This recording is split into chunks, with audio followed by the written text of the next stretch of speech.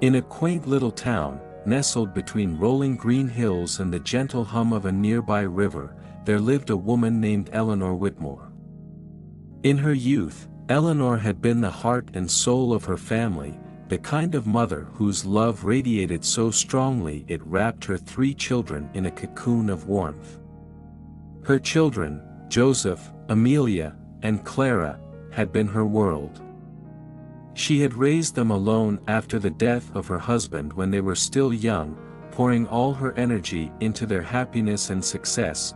Now, at 82, Eleanor found herself sitting in a cold and lonely room, her only company the ticking of an old clock on the wall. The walls of the nursing home were bare, save for a single photograph of her children taken many years ago. They no longer came to visit. Joseph, her eldest, had become a successful businessman, too preoccupied with his career to think of his mother. Amelia, the middle child, was a mother herself now, so absorbed in her own family that she had little time for anything else. And Clara, her youngest, was an artist, floating through life, always moving from one city to another, chasing dreams that always seemed just out of reach. Eleanor had been in the nursing home for over a year now. At first, her children had visited regularly, but their visits grew shorter and less frequent with each passing month. Eventually, they stopped coming altogether. She still received the occasional phone call or birthday card. But the voices on the other end of the line were distant, distracted. They always promised to visit soon, but soon never came.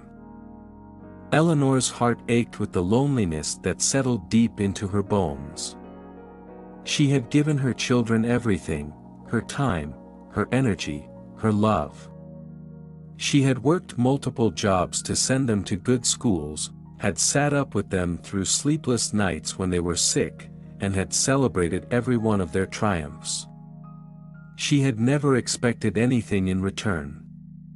All she had ever wanted was to be part of their lives, to feel the warmth of their presence. But now, in the twilight of her life, she was alone. Each day at the nursing home was a quiet, monotonous repetition of the last. Eleanor's once vibrant life had been reduced to a small, dimly lit room and a daily routine that seemed to stretch on endlessly. She would sit by the window, watching the seasons change outside, the colors of the leaves shifting from green to gold to brown. She watched the birds flutter past, their freedom in stark contrast to her own isolation. The nurses were kind enough, but their smiles were always brief, their time always fleeting. They were overworked, tending to many residents, and while they did their best, their interactions with Eleanor were little more than a part of their routine. Her meals were brought to her at the same time every day, bland and flavorless, devoid of the warmth and love that once filled her kitchen. In the evenings, Eleanor would sit in her chair, looking through old photo albums. Her gnarled fingers tracing the faces of her children when they were young. She would close her eyes and remember their laughter, the way they would run to her with scraped knees and tears, how she would kiss their wounds and make everything better. She remembered the bedtime stories she used to tell them, the warmth of their little bodies nestled against her as they drifted off to sleep, but those days were gone now, and all she had left were memories. One crisp autumn afternoon, as the wind howled outside, Eleanor received a visit from an old friend. Mr. Harold Bennett had been her family's lawyer for years. He had helped her navigate the complex world of wills and estates after her husband's death, and had been by her side ever since. Today, he had come to discuss her will, a conversation Eleanor had been dreading but knew was necessary. Harold knocked softly on the door before entering, his presence bringing with it a quiet reassurance. He was a tall man, his once dark hair now speckled with gray, and his eyes carried the wisdom of many years. "Eleanor," he said gently, as he entered the room. "How are you today?" Eleanor smiled weakly, motioning for him to sit beside her. "I'm as well as can be expected, Harold. Thank you for coming." He sat down, placing his briefcase on the small table beside her chair. "I came to talk about your will. I know this isn't an easy conversation, but it's important we finalize everything." Eleanor nodded, her hands trembling slightly as she clasped them together in her lap. "I've been thinking a lot about it," she said softly. "About what I want to leave behind." Harold opened his briefcase, taking out a stack of papers. "You've done well for yourself, Eleanor. Your estate, your assets, there's a lot to distribute. Have you decided how you want it divided?" Eleanor stared out of the window, her eyes misty with unshed tears. "I want to leave everything to my children," she said, her voice barely above a whisper. Harold looked at her, his brow furrowed in concern. "Your children?" he asked gently. "Eleanor, I mean no disrespect, but they haven't been here for months. Are you sure you want to leave everything to them?" Eleanor's heart tightened in her chest, but she nodded. "They're my children, Harold," she said softly. "No matter what's happened, no matter how distant they've become, I still love them. I can't change that." Harold sighed, leaning back in his chair. He had seen this too many times before, parents, abandoned by their children, still holding on to hope, still clinging to love. "You're a better person than most," he said quietly. "But you deserve more, Eleanor. You deserve their presence, not just their inheritance." Eleanor smiled sadly. "Perhaps. But they're busy, Harold. They have their own lives, their own families. I don't want to burden them." Harold shook his head. "You're not a burden, Eleanor. You're their mother." There was a long silence between them, the only sound the ticking of the clock on the wall. Finally, Harold spoke again. "I'll make sure your wishes are carried out. But before I go, I'd like to try something." Eleanor raised an eyebrow, curiosity flickering in her tired eyes. "What do you mean?" "I'd like to pay your children a visit," Harold said. "Maybe if they understand what they're about to lose, they'll come to their senses." Eleanor hesitated, unsure. She didn't want to guilt her children into seeing her, didn't want to force them to act out of obligation. But a small part of her, a part she had buried deep down, wanted to believe that maybe, just maybe, they still cared. "All right," she whispered. "You can try." Joseph Whitmore sat in his corner office, high above the bustling city, staring at the spreadsheet on his computer screen. His company had just secured a major deal, and he was already planning his next move. Success had always been his driving force, and he had built his life around it. But as he sat there, reviewing numbers and projections, he couldn't shake a nagging feeling of unease. A knock on his office door startled him out of his thoughts. "Mr. Whitmore?" His secretary's voice came through the intercom. "There's a Mr. Bennett here to see you. He says it's urgent." Joseph frowned, wondering what could be so important. "Send him in," he said, his curiosity piqued. Harold Bennett entered the office, his expression serious. He was a man on a mission, and Joseph could sense it immediately. "Harold," Joseph said, standing to greet him. "What brings you here? Is everything all right?" Harold sat down without waiting for an invitation. "No, Joseph. Everything is not all right. It's your mother." Joseph stiffened, his face hardening. He hadn't thought much about his mother in recent months, aside from the occasional transfer of money to the nursing home. "She's in a good facility," he said defensively. "She's being taken care of." Harold's gaze was unyielding. "She's not being taken care of by you. She's your mother, Joseph. She doesn't need money. She needs her family." Joseph felt a wave of guilt wash over him, but he pushed it aside. "I've been busy," he said, his voice cold. "I have responsibilities." Harold leaned forward, his eyes narrowing. "Your mother is dying, Joseph. Do you really want to spend the rest of your life knowing you abandoned her in her final days?"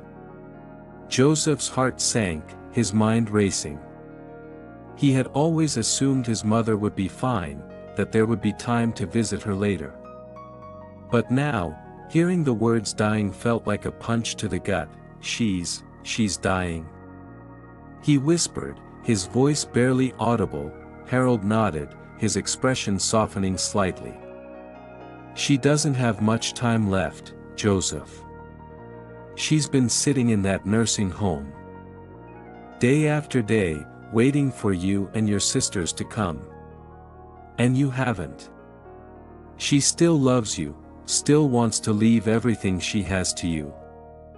But is that really how you want to repay her love?" Joseph sat back in his chair, staring at the ceiling as the weight of his neglect pressed down on him. He had always prided himself on being a good son, but now he realized how deeply he had failed. I didn't know," Joseph said, his voice shaking. "I thought she was fine." Harold's eyes softened. "You still have time to make things right, Joseph. But you need to act now." Joseph sat in silence for a long moment before nodding. "I'll go see her," he said finally. "I'll make it right." Meanwhile, Amelia was in the middle of preparing dinner for her family when Harold arrived at her door. Her 3 children were running around the house, their laughter echoing through the halls, while her husband sat in the living room watching TV. It was a chaotic, noisy evening, just like every evening. When Harold knocked, Amelia wiped her hands on her apron and opened the door, surprised to see him standing there. "Harold?" she said, her brow furrowed in confusion. "What are you doing here?"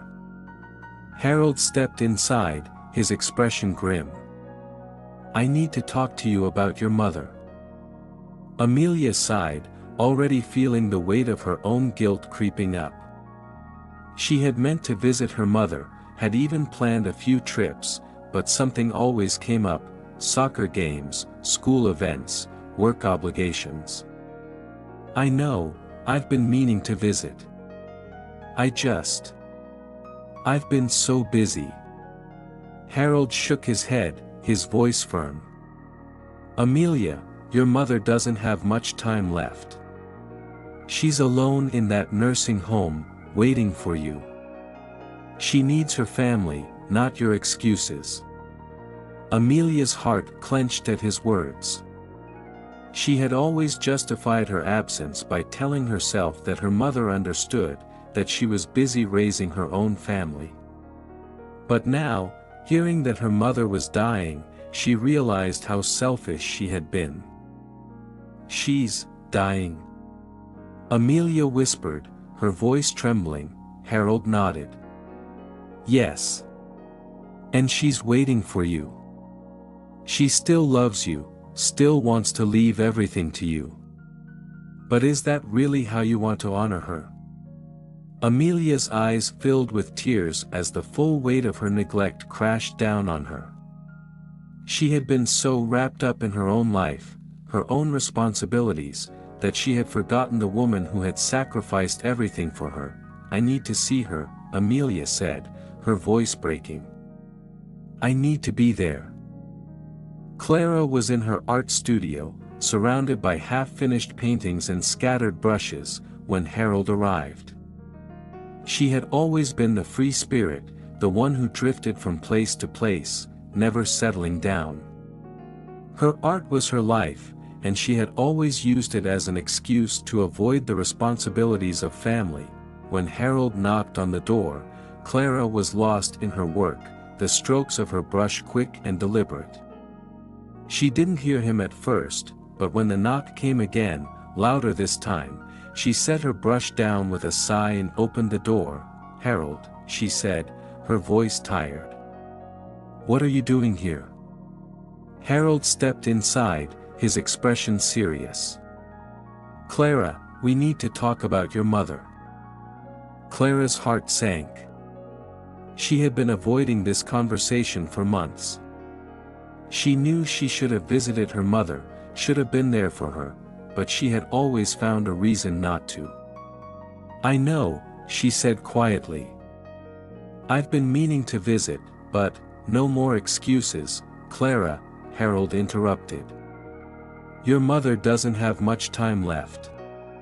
She's alone, and she's waiting for you." Clara's eyes filled with tears as the truth hit her like a tidal wave. She had been running away, using her art as a shield to protect herself from the guilt she felt. But now, hearing that her mother was dying, she realized how much she had failed. "I've been a terrible daughter," Clara whispered, her voice breaking. "I should have been there for her." Harold placed a hand on her shoulder, his voice gentle. "It's not too late, Clara. You can still make things right." Clara nodded, wiping away her tears. "I need to go see her." A week later, Eleanor sat in her usual spot by the window, staring out at the now bare trees swaying in the wind. Her body had grown weaker, the weight of her loneliness pressing down on her more heavily with each passing day. She had resigned herself to spending her final days alone, believing her children were too caught up in their own lives to return. But then, one afternoon, as the sun began to set, the door to her room creaked open. "Mom." The voice was soft, hesitant, but Eleanor recognized it immediately. Her heart raced as she turned to see Joseph standing there, his eyes filled with guilt and sorrow. For a moment, she thought she was dreaming. "Joseph?" she whispered, her voice trembling with emotion. Behind him, Amelia and Clara entered the room, their faces tear-streaked and apologetic. They rushed to their mother's side, kneeling beside her chair, each of them holding one of her frail hands. "We're so sorry, Mom," Amelia sobbed. "We've been terrible children. We should have been here." Clara, too overcome with guilt, couldn't speak, her face buried in her mother's lap as tears soaked Eleanor's dress. Joseph, the eldest, took a deep breath, his eyes red with unshed tears. "I'm sorry, Mom," he said, his voice thick with emotion. "I thought I had more time. I thought I was doing the right thing, focusing on work, on my career. But I was wrong. I should have been here with you." Eleanor's heart swelled with both joy and sadness. She had dreamed of this moment for so long, but she had never truly believed it would come. Tears filled her eyes as she looked at each of her children, her hands shaking as she held theirs. "You're here now," she whispered, her voice full of love and forgiveness. "That's all that matters." Amelia kissed her mother's hand, her tears falling freely. "We're taking you home, Mom," she said through her sobs. "You're not going to spend another day in this place." Joseph nodded. "We'll take care of you, Mom. We'll be with you until the end." Clara finally found her voice, her words choked with emotion. "I'm so sorry, Mom. I've been running away for so long, but I'm here now. I won't leave you again." Eleanor smiled, her eyes closing as she let the warmth of their presence fill her heart. "I love you all so much," she whispered. "I always have. I always will." That night, for the first time in years, Eleanor didn't feel alone. Her children had returned, and with them, the warmth of family that she had missed so deeply. They spent hours together, talking, reminiscing, and laughing. The years of distance melted away, and for a brief moment, it was as if nothing had changed. Joseph, Amelia, and Clara made a vow to their mother that evening. They would take her home, care for her, and make sure her final days were filled with love and laughter. They would make up for the time they had lost and never leave her side again. Eleanor, though frail and tired, felt a peace settle over her that she hadn't known in years. Her heart was full, and though she knew her time was nearing its end, she was content. She had her children back, and that was all she had ever wanted. As she drifted off to sleep that night, surrounded by the people she loved most in the world, Eleanor smiled. She knew that her children had finally come to understand what truly mattered: family, love, and the time they had left together, and in the end, it wasn't her wealth or her will that mattered. It was the love she had given, and the love she had received in return.